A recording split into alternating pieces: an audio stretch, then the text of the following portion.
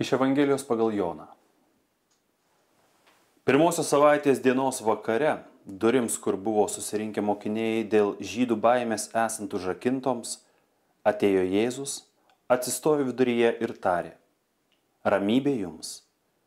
Tai pasakęs, jis parodė jiems rankas ir šoną. Mokiniai nudžiugo išvydę viešpatį.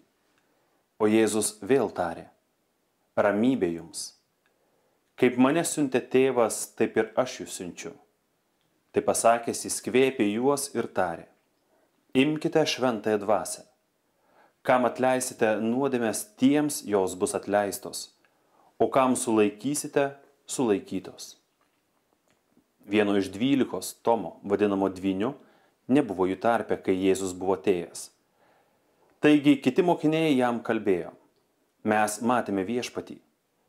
O jis jiems pasakė: Jeigu aš nepamatysiu jo rankose vynių dūrio ir neįdėsiu piršto į vynių vietą, ir jeigu ranka nepaliesiu jo šono, netikėsiu. Po 8 dienų mokiniai vėl buvo kambaryje ir Tomas su jais. Jėzus atėjo durims esant užrakintoms, atsistojo viduryje ir prabilo: Ramybė jums. Paskui kreipėsi į Tomą: Pridėk čia pirštą ir apžiūrėk mano rankas. Pakelk ranką ir paliesk mano šoną.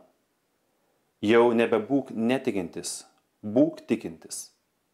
Tomas sušuko: Mano viešpats ir mano Dievas. Jėzus jam ir sako: Tu įtikėjai, nes pamatei. Palaiminti, kurie tiki nematę.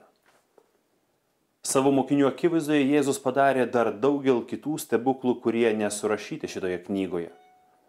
O šitie yra surašyti, kad tikėtumėte, jog Jėzus yra Mesijas, Dievo sūnus.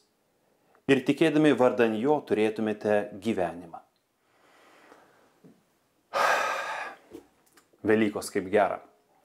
Kaip gera iš tiesų sulaukti Velykų, ir štai antrasis Velykų sekmadienis. Ir šios dienos Evangelijoje mes girdime apie 2 stebuklus, 2 Jėzaus atėjimus. Girdime, kaip Evangelijoje parašyta: Mokiniams susirinkus ten, kur dėl žydų baimės durys yra užrakintos, Jėzus atėjo. Kaip jis atėjo? Ar jo kūnas buvo toks, kad jis galėjo eiti kiaurai materiją ir nepažeisti nei materijos, nei savo kūno? Ar galbūt turėjo savyje tokią galią, kad nuo jos atsirakindavo duris? Mes nežinome.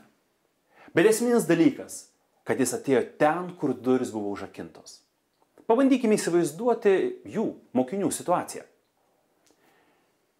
Jie atsiranda pavojuje po Jėzaus nukryžiavimo, netgi prieš, po jo pasmerkimo. Visi tie, kurie priklausė Jėzui, tampa pavojingais, tampa tais, kurie verti mirties. Ir jie žmogiškai išsigąsta.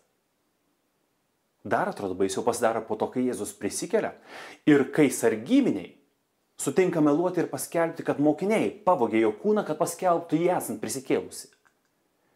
Ir štai jie dėl žydų baimės uždaro save kalėjime. Uždaro ir atsiriboja nuo viso pasaulio. Atsiriboja, galim sakyti, nuo gyvenimo. Ir ši situacija yra labai panaši į mūsų situaciją, kada mes esame sukaustyti baimės.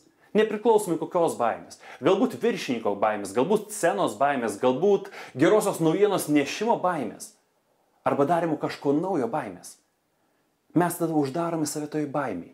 Atsiribojame nuo visų, nenorime bendrauti, nenorime priimti pagalbos ir leidžiamės vis labiau ir labiau tai baimiai perimti mus, persmelkti mus.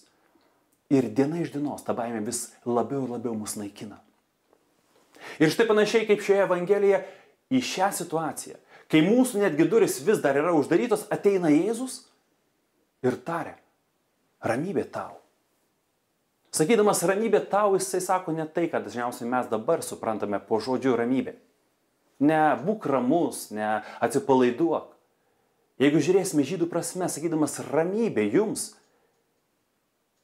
jis atneša iš žmogaus gyvenime visą tai, ko jam reikia, kad jisai būtų gyvas, kad jisai gyventų, kad jis galėtų džiaugtis tuo gyvenimu ir tuo gyvenimu dalinti su kitais. Tai yra kažkas neaprėpimo. Ne veltui žydai susitikdami ir sako šalom, ramybė.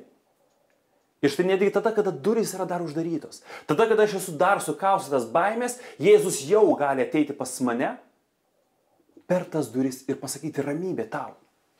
Ir jeigu mes, kaip tie mokiniai, sutinkame ir patikime, kad Jisai gali duoti mums ramybę, mes priimam tą ramybę. Ir tai Jėzus tarė kiekvienam iš mūsų. Imkite šventąją dvasią.